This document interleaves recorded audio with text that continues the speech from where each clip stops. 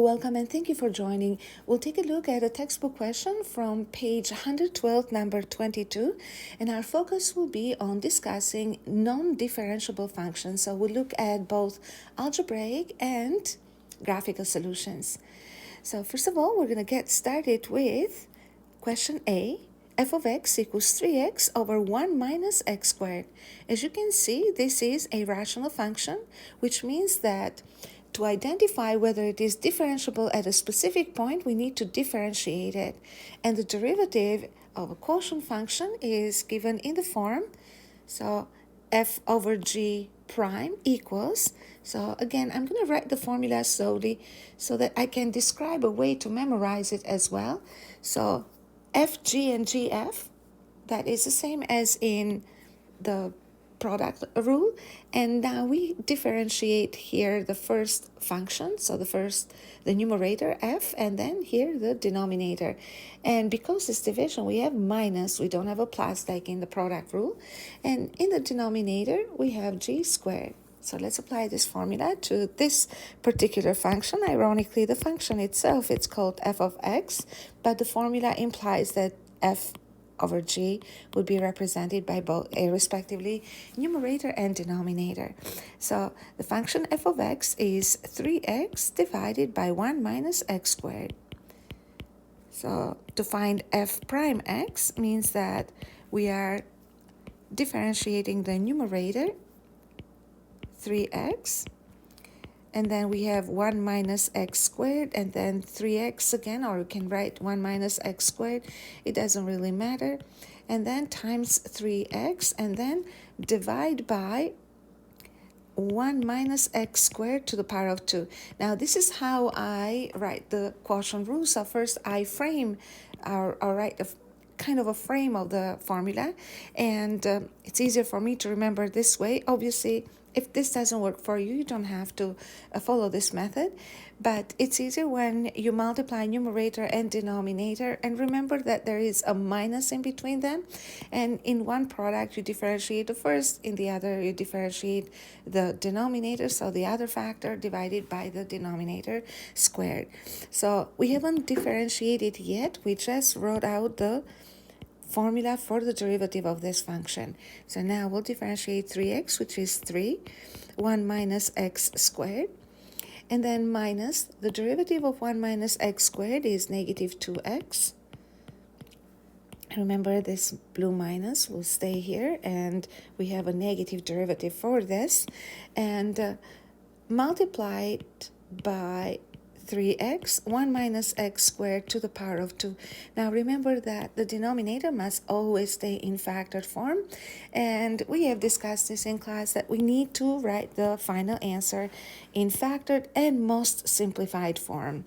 And again, we want the denominator in factored form always in any kind of derivative expression or differentiated expression, because we want the denominator ready to be simplified if possible. So here we go, we have 3, we got to expand now, and then minus 3x squared, and then the 2 minuses here will make a plus, so make a mental note in here or draw a short little line in here to indicate that you have made them positive for a reason. So, and then we have plus 6x squared. And then in the denominator, again, we'll continue writing the denominator to the power of 2. Now let's simplify. So we have like terms 6x squared and negative 3x squared, which will add to positive 3x squared, and then plus 3, and then divide this by 1 minus x squared to the power of 2. Now, this is as simplified as it can be, and you're probably wondering, do I have to factor out number 3 from the numerator, which is obviously a common factor? Well, yes, we can, but we do notice that once we do that, we don't really get a common factor with the denominator, so either form would have been perfectly fine in this case. So we're going to write that the derivative of f of x would equal 3x squared plus 1 over 1 minus x squared squared. Now, we're thinking, what is the question again? So we have to discuss whether it is differentiable at x equals 1. So algebraically speaking, we say that a function will be differentiable at a point if you can find the value of the derivative at that point. So we'll make that attempt.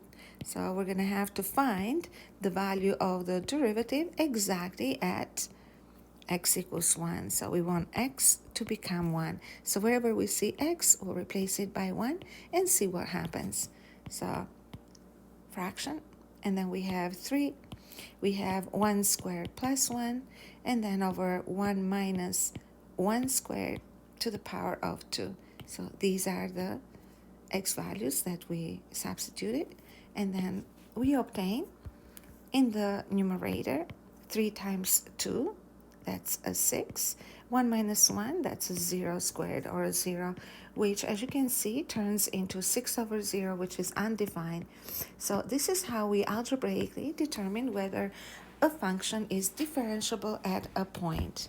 And if we want to look at this function from the graphical point of view, as you can see, this is a rational function, and the denominator in factored form would be x minus 1, x plus 1, which tells us that there will be vertical asymptotes at x equals 1 and x equals negative 1, wherever the restrictions are.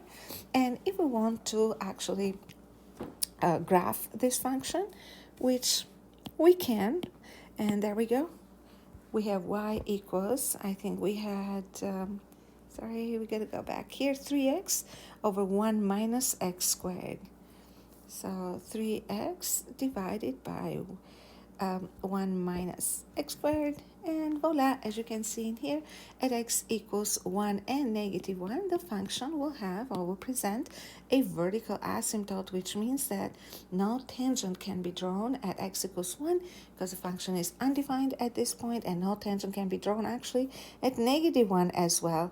So we're going to say that at x equals 1, this function is non-differentiable because the derivative is undefined and the graph of it presents a vertical asymptote. So there is an infinite gap or infinite discontinuity. I hope this made sense, and thank you for learning with me. Bye for now.